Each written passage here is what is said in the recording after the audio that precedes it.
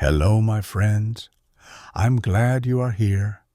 Tonight, we'll journey through the life of another brilliant mind, someone whose curiosity and discoveries change the way we see the universe, a genius, a dreamer, a seeker of truth. But before we begin, if you enjoy these stories and want to hear more, please take a moment to like this video and subscribe. It truly helps me continue sharing these calming tales of history's greatest minds. Your support means so much. Now, take a deep breath, let your body relax, and let your mind drift back in time, back to the 16th century, to a world of candlelit studies, ancient books, and the quiet wonder of the night sky. This is the story of Galileo Galilei. The year is 1564. The city is Pisa, a place of towering cathedrals, narrow cobblestone streets, and the quiet lapping of the Arno River. Here, beneath the warm Italian sun, a baby boy is born to a family of musicians and scholars. His name is Galileo. Galileo Galilei.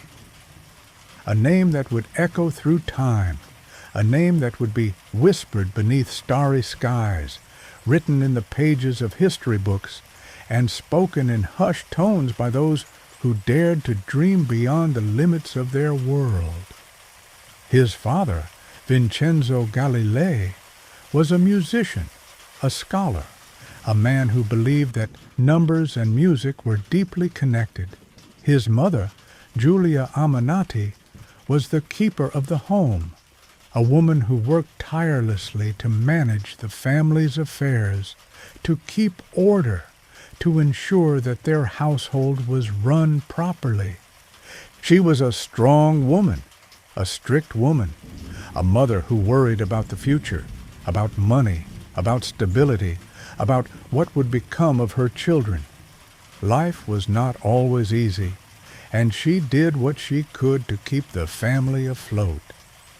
And then there was young Galileo, curious, restless, always asking questions.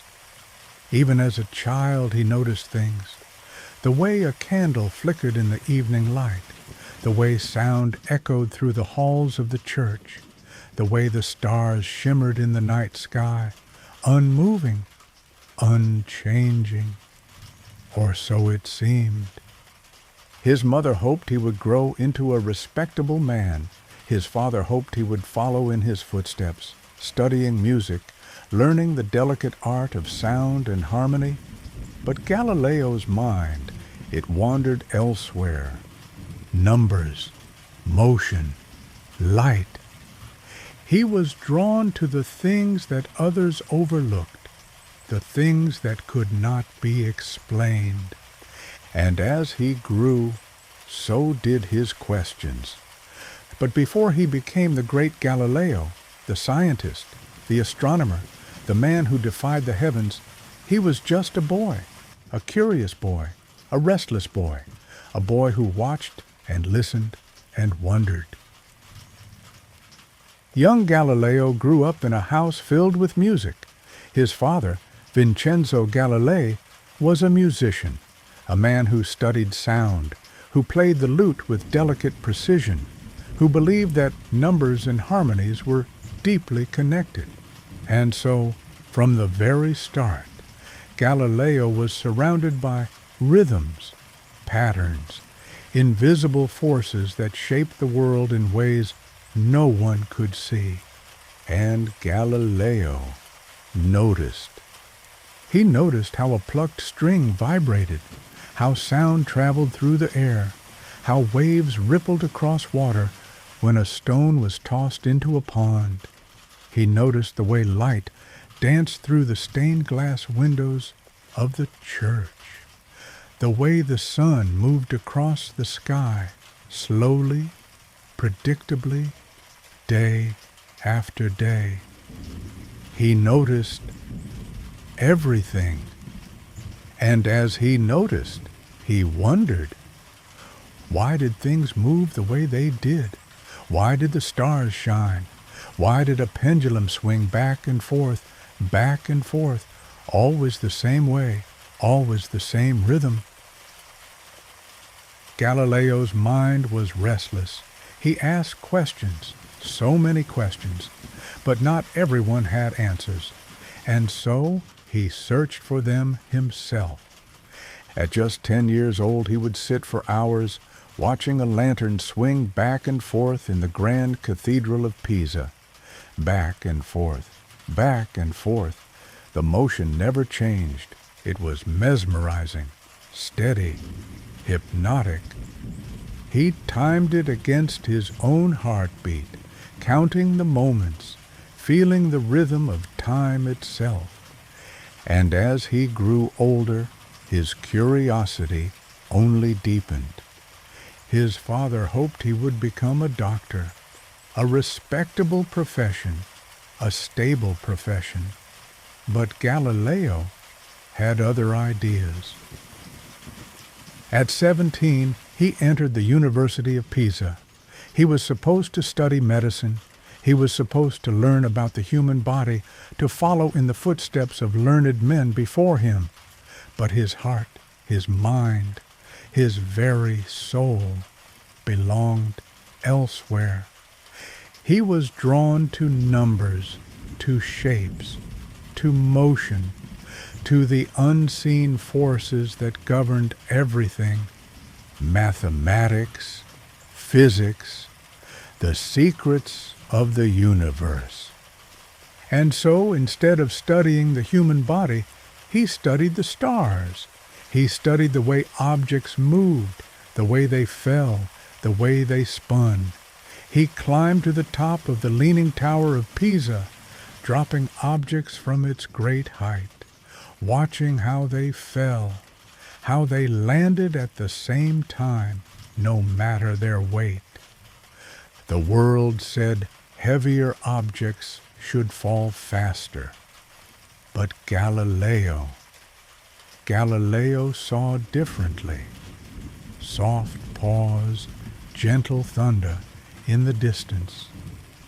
He was a seeker of truth, a challenger of ideas, a whisperer of the cosmos.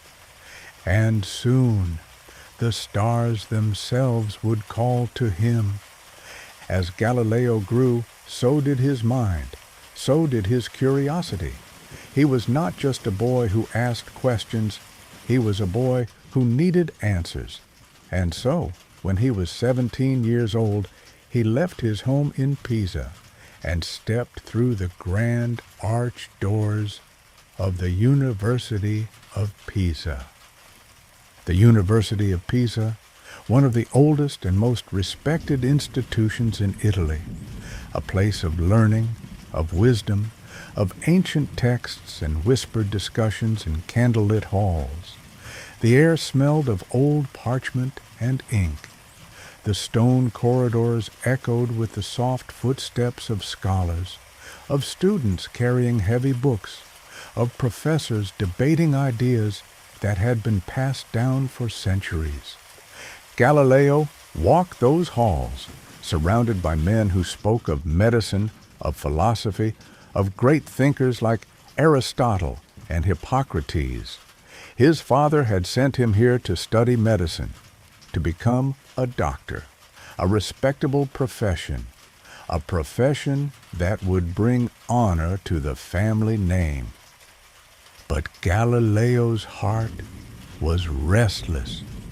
The study of the human body, the pulse of a patient, the careful mixing of remedies, it did not hold his attention the way mathematics did, the way motion did, the way the world itself seemed to move in patterns, in numbers, in ways that begged to be understood. And so he wandered. He sat in on lectures of geometry, of astronomy, of physics. He read books not assigned to him, questioning everything he was taught. He watched the world outside his window, the way a ball rolled down a sloped street, the way a pendulum swung back and forth, back and forth, back and forth, steady, predictable, mesmerizing.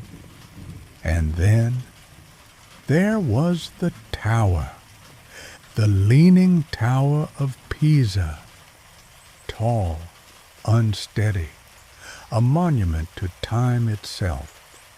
And one day, Galileo stood at its peak.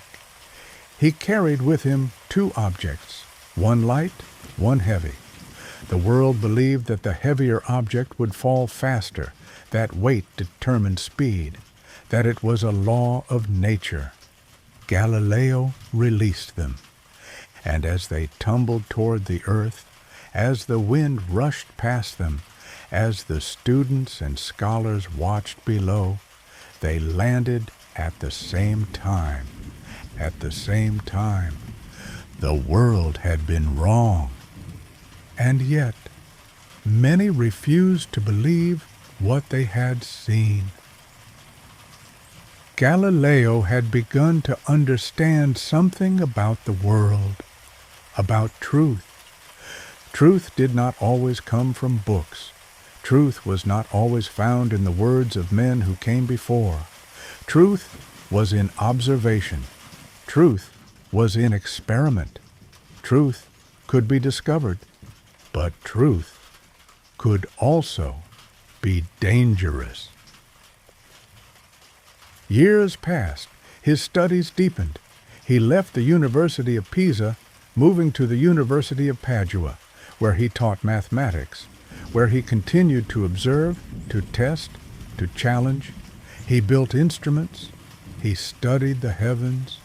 And then, one night, one fateful night, he pointed his telescope to the sky, and what he saw would change everything. The moon, the rough, cratered moon, the tiny dancing moons of Jupiter, the stars scattered farther than anyone had imagined, and the sun with spots moving, shifting, proving that even the great burning star was not perfect. The heavens were not perfect. The heavens were changing. And if the heavens could change, if planets had their own moons, if the earth was not the center of it all, then perhaps, just perhaps, the great men of history had been wrong. Perhaps the earth was moving. Galileo wrote. He documented everything. His discoveries spread. His telescope passed from hand to hand. His words traveled across Italy, across Europe, into the minds of those who dared to think differently. But the Church did not approve. For centuries, the Church had taught that the earth was still, that it was the center of the universe, that all things moved around it. And if Galileo was right, then the world was not as they had always believed. Truth was dangerous. He was warned. He was told to stop. He was told to be silent. But Galileo could not unsee what he had seen. He could not unlearn what he had discovered. And so he continued.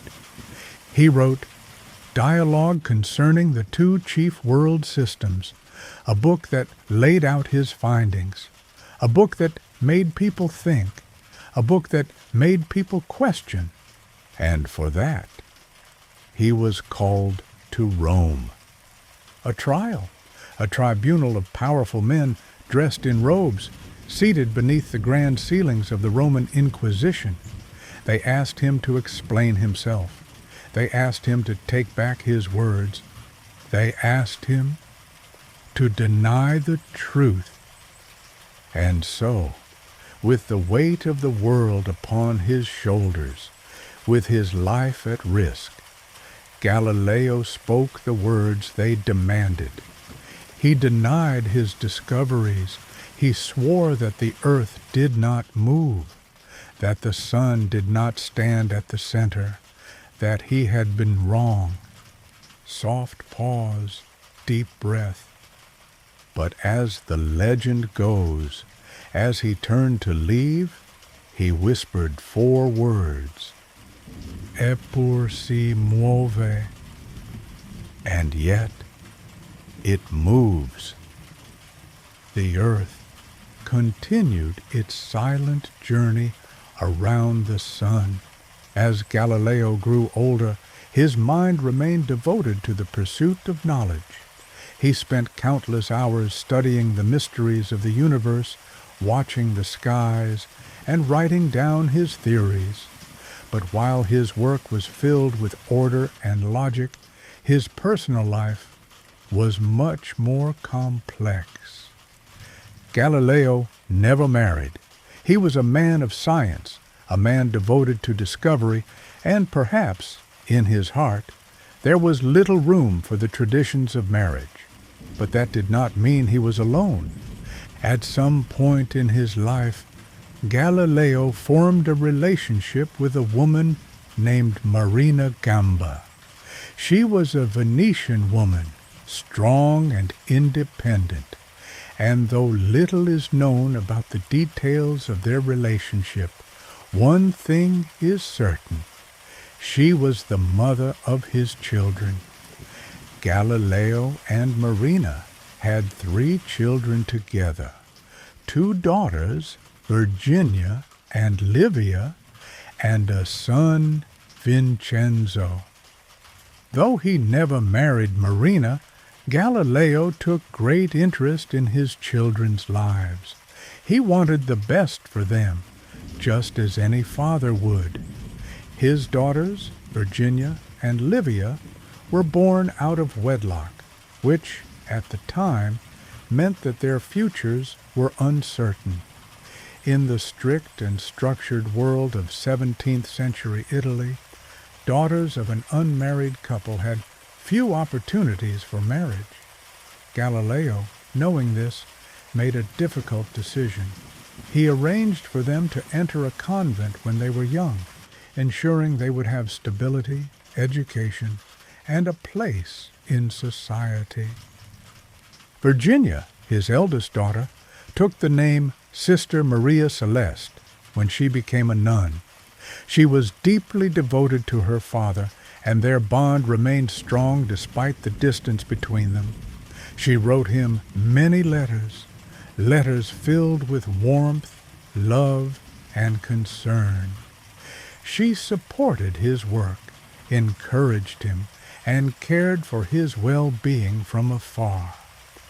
Livia, his second daughter, also became a nun, though her life was more troubled. She struggled with illness, and her path was not as steady as her sister's. His son, Vincenzo, was different. Galileo worked hard to ensure that Vincenzo would be recognized as his legitimate heir, giving him the name and status that would allow him to live a better life. In time, Vincenzo would go on to study music, perhaps a reflection of Galileo's own father, who had been a musician before him. Though Galileo was often consumed by his work, by his observations of the stars, by his battles with the church, and by his endless pursuit of knowledge, he was still a father. He still carried love in his heart for his children. He still thought of them, wrote to them, and wished for their happiness. And as the years passed, as the weight of age and responsibility settled upon him, perhaps he thought of them even more. Galileo was 69 years old when he stood before the tribunal of the Roman Inquisition in the year 1633. His body was no longer as strong as it once was. His hair had turned white. His hands trembled slightly with age, but his mind was as sharp as ever. He had spent his life chasing the truth, questioning, observing, daring to see the world as it was, rather than how others wished it to be, and for that he was condemned. Though spared from a harsher fate, he was sentenced to house arrest for the rest of his days.